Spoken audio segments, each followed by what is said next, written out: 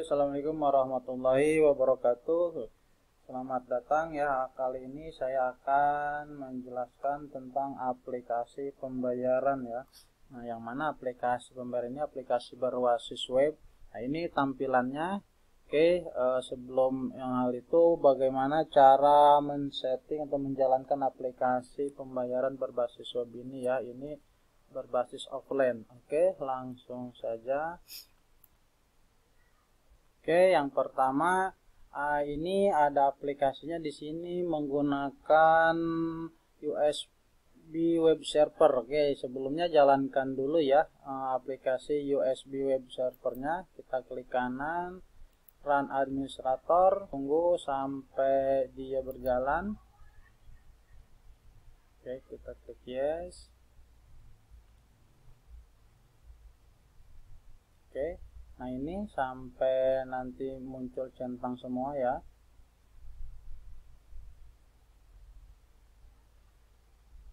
Geser. Oke ya, ini sudah centang semua nih, harus centang semua ya. Centang semua. Kita sekarang buka ke browsernya. Oke. Nah, di browser ketikkan localhost ya, localhost garis miring spp, enter, nanti tampilannya seperti ini. Oke, kita loginnya ini admin ya.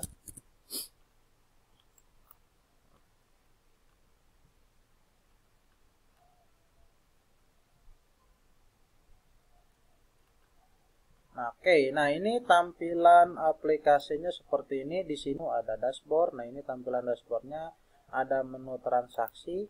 Ya, ini nanti untuk bertransaksi pembayarannya ya.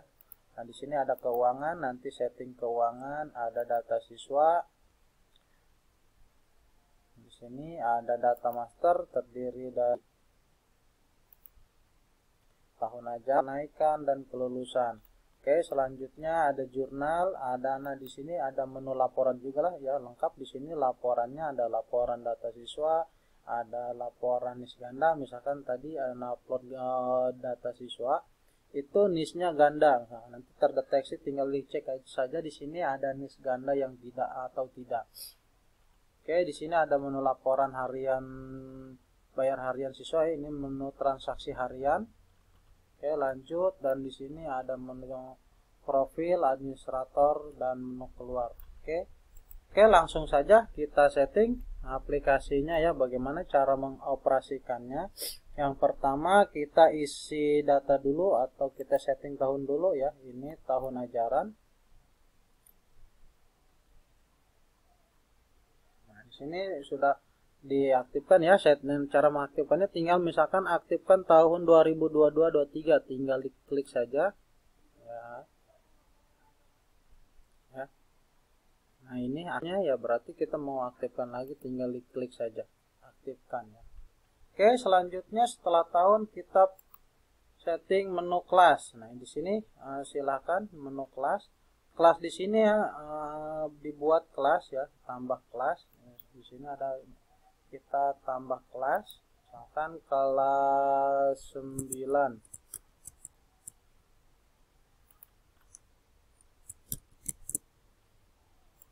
Ini keterangan boleh diisi, boleh tidak.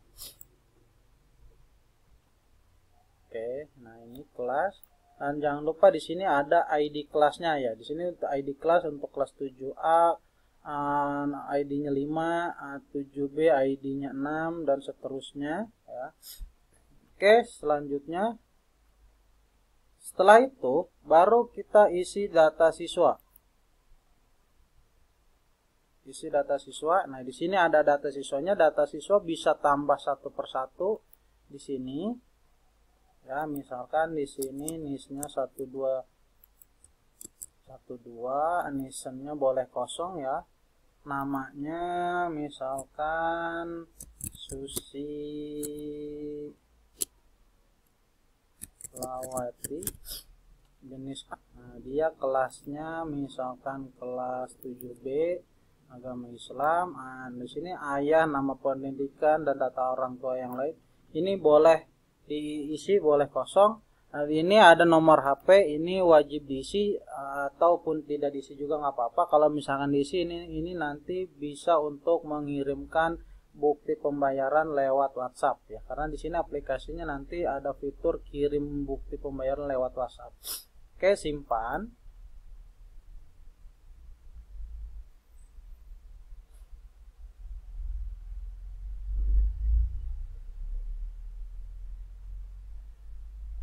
Oke. Nah, ini datanya sudah masuk ya, ini data satu per satu. Bagaimana kalau menggunakan data impor? Kita impor data. Di sini ada formatnya, unduh dulu format datanya. Oke, format datanya sudah diunduh.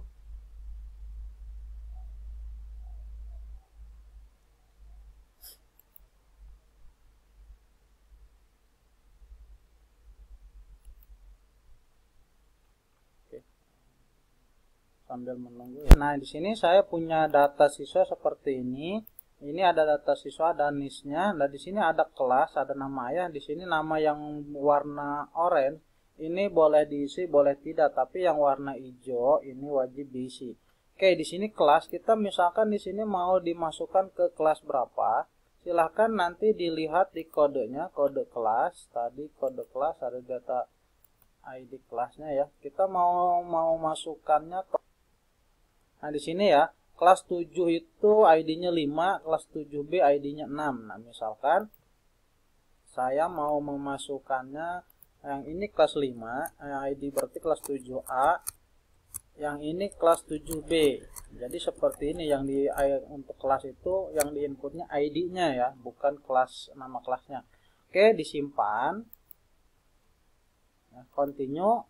Oke, setelah itu kita upload tadi ke data siswa.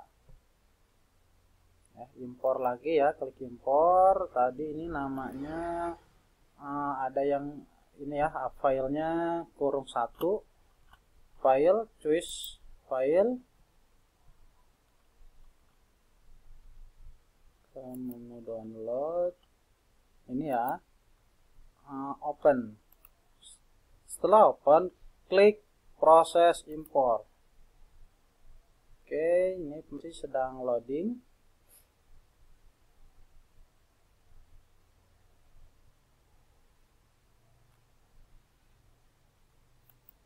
Nah, oke. Nah, ini datanya, data berhasil diimpor. Ya, data ini sudah berhasil masuk. Kita cek menu data siswa.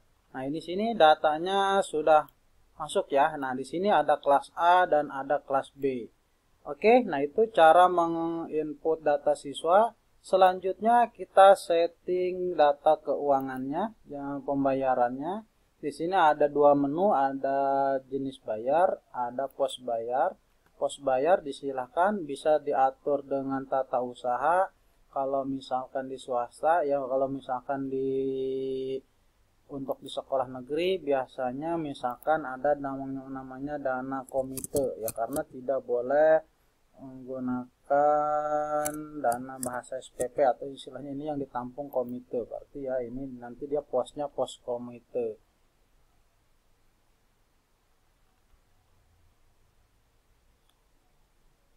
Oke ya, di sini ada dua pos, ada pos tata usaha, ada pos komite. Boleh salah satu saja, boleh dihapus. Misalkan mau tata usaha atau komite ya, ini boleh satu atau boleh dua. Misalkan saya menggunakannya yang tata usaha saja, yang komite saya hapus.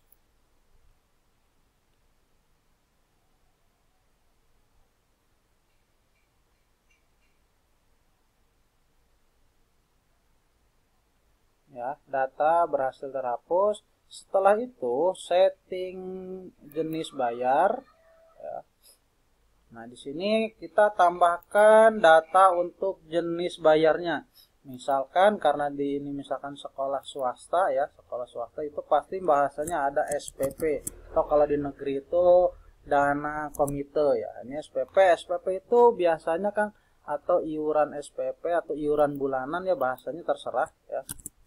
Terserah apa aja. Ini iuran SPP biasanya dia tuh tipe bayarnya itu kan bulanan. Kalau tipe bayar bulanan nanti SPP itu kan bulanan, nanti disimpan yang tipe bulanan.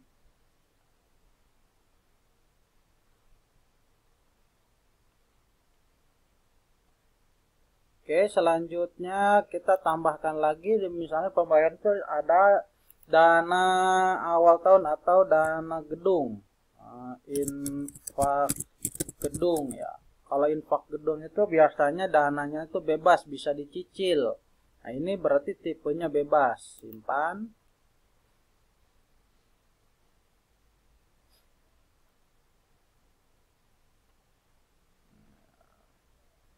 Oke, nah setelah ini saya contohkan dua ya, ada dana tipe bulanan dan tipe bebas. Tipe bebas ini bisa bayar ujian, bayar tur, bayar seragam, ya, infak gedung, atau kalau misalkan di pondok itu dana makan, ya, itu silahkan disetting sesuai dengan kebutuhan.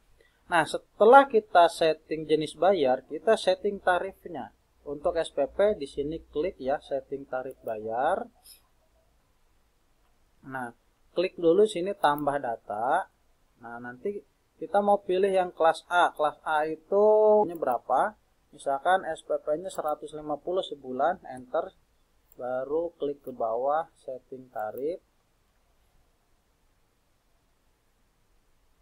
Oke, tambah lagi yang kedua, kelas B ya. 150, enter, tarik ke bawah.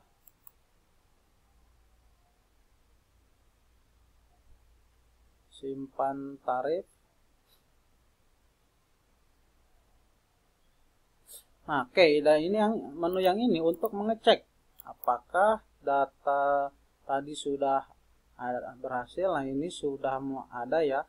Nah, di sini bisa Bapak Ibu setting, misalkan si Rita itu dia ada keringanan, misalkan dia anak prestasi atau anak yatim piatu, atau dia siswa dapat beasiswa ya, misalkan dapat keringanan 3 bulan ya, misalkan berarti di sini dinolkan saja karena di sini harus terisi data. Nah, 0 ini kan datanya ya, ada angkanya.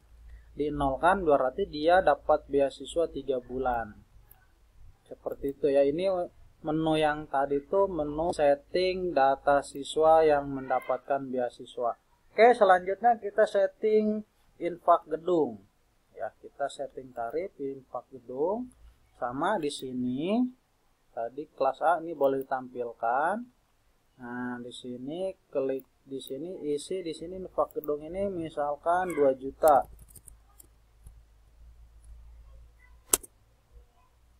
Enter. Nah, simpan.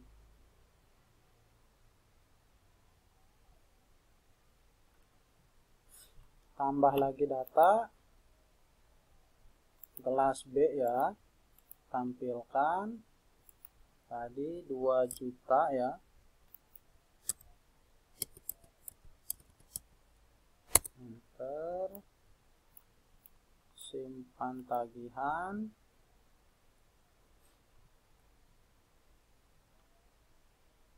Sama menu yang ini menu untuk tadi untuk mendapatkan misalkan beasiswa Rita, karena dia misalkan beasiswa atau dia anak yatim, dia dapat keringanan setengahnya, 50%-nya dari 2 juta berarti 1 juta. Update status, update tagihan gitu. Oke. Nah, setelah siswa sudah setting tahun dan kelas, setting pembayaran, udah, sekarang tinggal transaksi pembayarannya. Cara lakukan transaksi pembayaran, klik menu pembayaran, cari data siswa. Nah, misalkan di sini ada Rita.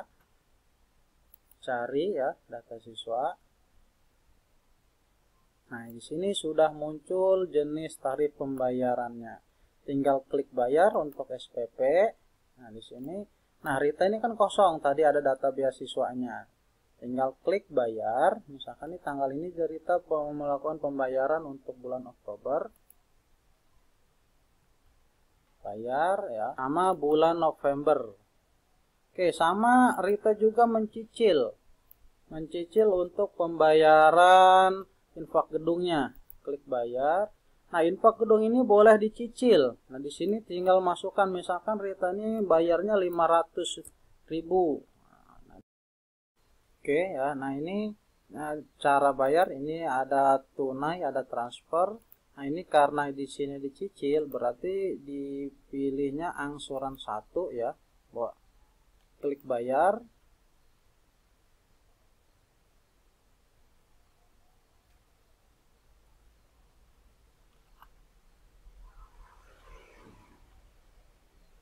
Oke, nah ini sudah. Nah, di sini ada menu cetak juga.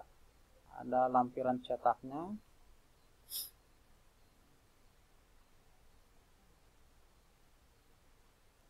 Ya, nah, di sini ada notanya. Kalau ini nota satu per satu ya. Tadi ada nota untuk SPP, ada nota untuk bayar bebas ya.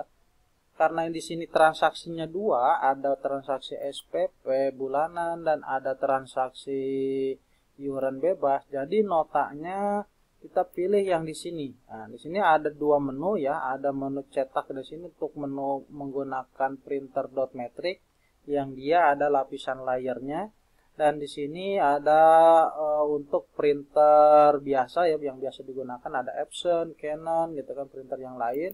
Nanti tampilannya itu ada satu kertas itu bisa dipotong bagi dua ya. Oke, nah di sini ya. Nah, di sini ini bisa dipotong nanti dibagi dua untuk di print ya. Oke, nah ini tadi ada menu kirim WhatsApp, nih kirim WA untuk ke orang tua. Nah, di sini ada nanti kirim kata-kata ke orang tua. Nah, di sini ini kata-kata ini yang akan dikirim ke orang tua. Ini teksnya, teks ini bisa diedit ya. Nanti di scriptnya bisa disesuaikan. Tinggal di continue aja, tinggal menggunakan aplikasi WhatsApp web ya. Oke, balik lagi ke aplikasi. Nah, itu cara menggunakan menu transaksi pembayaran. Oke, kita misalkan lihat pembayaran yang lain ya, Arifin, cari siswa.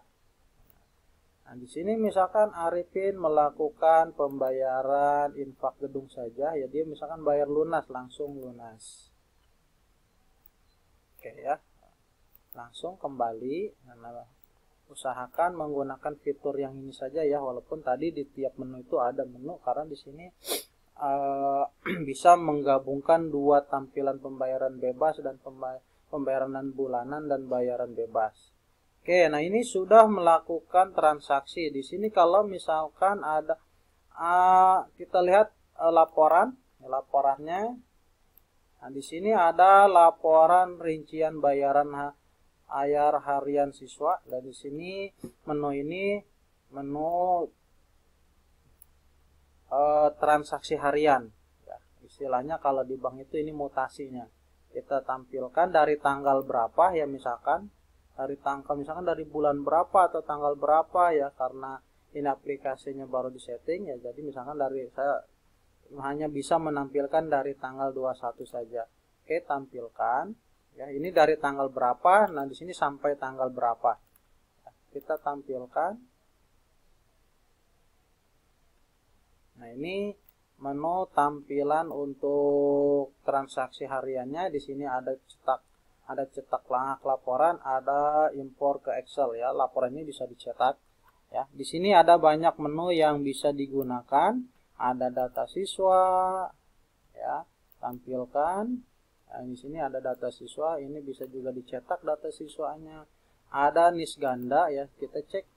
Ini nggak ada nis ganda. Seandainya ada nis ganda, nanti di sini muncul ya. Oke, saya tampilkan misalkan membuat nis ganda ya. Ini nisnya nis ini ya, saya menggunakan nis atas nama Irma ya. Saya buat seolah-olah ada nama, membuat nama ganda misalkan dengan nama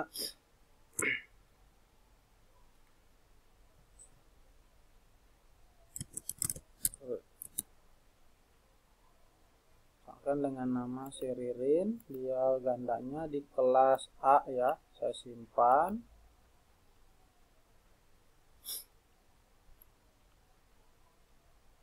Oke, ini masih loading. Nah, ini kita nggak tahu, kalau datanya banyak kan nggak tahu nih nisnya mana yang ganda atau tidak gitu kan. Kita cek aja di menu laporan NIS ganda. Nah, ini berarti ada data yang ganda atas nama ini ya, NIS-nya ya. Tadi gandanya nggak tampil dengan ganda dengan siapa, kita cari di sini nih ininya, datanya, nanti di copy, kita cek di data siswa, NIS ini ganda dengan siapa, kita paste, nah, enter. Nah, ternyata kan ada 2 data yang ganda gitu. Jadi tinggal diedit NIS salah satunya. Ini 15 misalkan diedit ya, di sini datanya edit, karena NIS-nya ganda ya berarti dia biar tidak ganda edit dengan 35 misalkan, biar jangan terjadi ganda lagi. Kita cek ya, masih ganda tidak, sudah tidak ada ya gandanya ya. Oke. Nah, di sini ada menu pembayaran harian, rincian harian. Ada laporan pembayaran per kelas. Nah, di sini per kelas. Nah, ini ada Rita, ada bayarannya Oktober, November ya, ini per kelas. Ada pembayaran bulanan untuk per bulannya ya. Di sini ini sampai berapanya sama ya. Untuk aplikasi ini sangat lengkap untuk menu laporannya. Ya, di sini ada menu laporannya sangat lengkap. Oke, ini masih nunggu loading. Nah, ini untuk laporan untuk SPP-nya dan untuk infak gedungnya ya. Di sini ada laporan bulanannya. Oke, cancel. Ada menu tagihan. Nah, di sini ada tagihan siswa. Misalkan kita mau membuat surat tagihan. Ya, kita pilih kelas dulu ya, tahun ajaran, tampilkan. Nah, ini misalkan mau mencetak surat tagihan atas nama misalkan Abdul nih, misalkan banyak tagihannya, kita buatkan surat tagihannya. Nah, ini seperti ini tampilannya ya, tampilan ada tagihan infak SPP-nya, dia ada tagihannya full ya 1.800.000, ada infak gedung 2 juta ya, ini tagihannya untuk Abdul totalnya 3.800.000, ini banyak tagihannya. Oke, nah itu sekilas tentang penjelasan aplikasi rapot ya. Di sini ada banyak menu. Kalau di sini ada menu jurnal. Nah, ini silahkan di sini catatan untuk mencatatkan harian. Misalkan di sini ada catatan pembelian buku tulis siswa misalkan. Nah, di sini berarti dia sifatnya pengeluaran. Karena pengeluaran misalkan 250.000. Simpan. Ya, misalkan mau ada tambahan dana masuk. Nah, misalkan ada tambahan dana masuk berarti dana infak bencana, misalkan ada bantuan dana bencana dari orang tua murid misalkan, untuk kita lakukan pencatatan misalkan 2.500.000 ya, disimpan. Nah, di sini ada dana keluar dan ada dana masuk. Ini 25 juta ya. Oke, kita dilihat di rincian bayaran siswa ini semuanya terekap. Ya. Jadi semua pencatatan apa yang dilakukan dalam satu hari itu semuanya direkap, tercatat ya dalam harian itu. Di sini ada dana untuk keluar, pengeluaran, berarti di sini ada dana penerimaan. Oke, di sini ada menu administrator, ada menu lembaga ya. Nanti ini untuk lembaga bisa disesuaikan dengan kondisi lembaga di data Bapak Ibu. Oke, nah itu sekilas tentang penjelasan aplikasi pembayaran ini. Ini menurut saya aplikasi yang sangat lengkap, komplit jenis laporannya ya. Walaupun di luaran banyak menu aplikasi pembayaran yang lain. Oke, sekiranya sampai di sini saya penjelasan tentang penggunaan aplikasi pembayaran ini. Semoga dapat membantu Bapak Ibu dalam mengelola keuangannya. Dan saya akhiri, assalamualaikum warahmatullahi wabarakatuh.